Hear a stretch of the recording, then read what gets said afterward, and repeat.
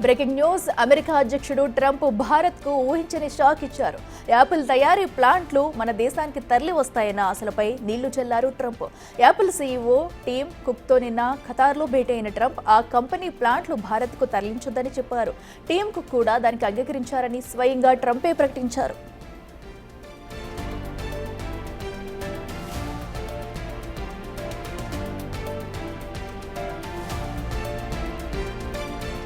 China, America మధ్య ఉన్న trade వార్తో Apple company alert అయింది. చైనాలోని యాపిల్ తయారీ ప్లాంట్లను మన దేశానికి తరలించేందుకు ప్రయత్నాలు చేస్తుంది. అమెరికాకు అవసరమైన ఐఫోన్లు మొత్తాన్ని భారత్లో తయారు చేయించి ఎగుమతి చేయించేలా ప్లాన్ రెడీ చేసుకుంది. కానీ ఇంతలోనే ట్రంప్ ఆ ప్రయత్నాలకు అడ్డుకట్ట వేశారు. భారత్కు యాపిల్ ప్లాంట్లు తరలించొద్దని చెప్పారు. దానికి ఆయన చెప్పిన సమాధానం కూడా వింతగానే ఉంది.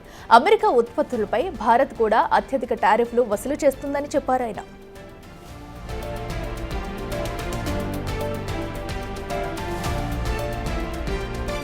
భారత్తో తమ బంధం విడదీయరానిదని చెప్పడం అమెరికాకు బాగా అలవాటు. ట్రంప్ అయితే మరో అడుగు వేసి మోడీ నా స్నేహితుడని కూడా చెబుతూ ఉంటాడు. కానీ అమెరికా మాటలకు చేతలకు అస్సలు సంబంధం ఉండదు.